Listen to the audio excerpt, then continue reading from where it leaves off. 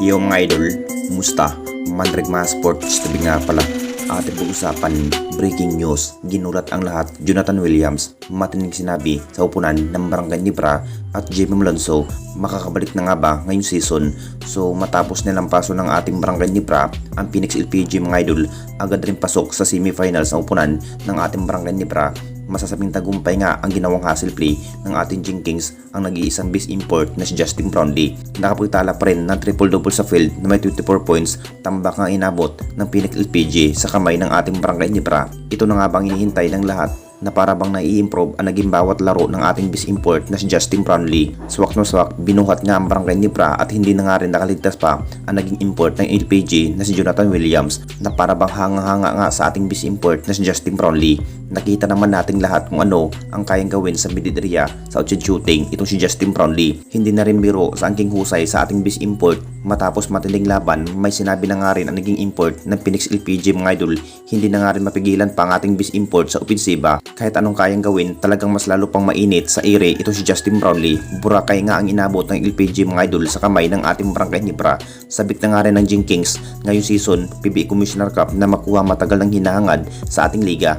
Ito na nga bang pagkakataon para maabot nga ang malaking tagumpay sa ating liga. Gagawin pa rin ni Justin Brownlee ang lahat para makapasok nga ang Jinkings sa finals. Hindi na rin biro ang naging bawat laro dahil pasok na rin ang Jinkings patungong semifinals. Talagang binuhat na nga ni Justin Brownlee ang Barangay Nibra. Sunod naman ang makakarap ng ating Barangay Nibra, ang Revolution Elasto Painters Best of 7 Series sa May 20. At dito na naman tayo sa isa pa nating balita. Jamie Malonzo, makakabalik na nga ba ng ating Barangay Nibra? Alam nyo nating lahat mga idol, masasabing May 20 pa rin ang muling sasabak ng ating Barangay Nibra laban sa upunan ng Revolution Elasto Painters.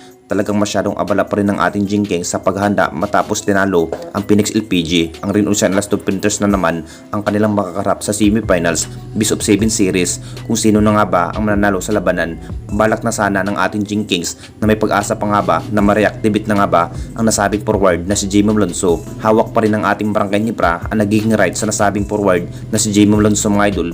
Magiging factor na nga ba ito si Jamie Malonzo kapag makakabalik dahil malaking papel pa rin ang ginampan ng roles ito si Jamie Malonzo noong nasa poder pa ng Jinkings. Pero kusang umalis ang nasabing forward dahil sa pag-alitan noon. Muling nire-recruit nga ng ating Barangay Nibra para sa semis. May 20 na nga rin ang makakarap ng ating Barangay Nibra laban sa kampo ng Revolution Elasto Painters. Sabik na rin ang lahat mga idol kung magawa na nga ba ng ating Jinkings talunin ang Revolution dahil isa nga ang Revolution Elasto Painters mga idol sa mas malalakas sa bitit area, particular sa kanilang import na si Johnson.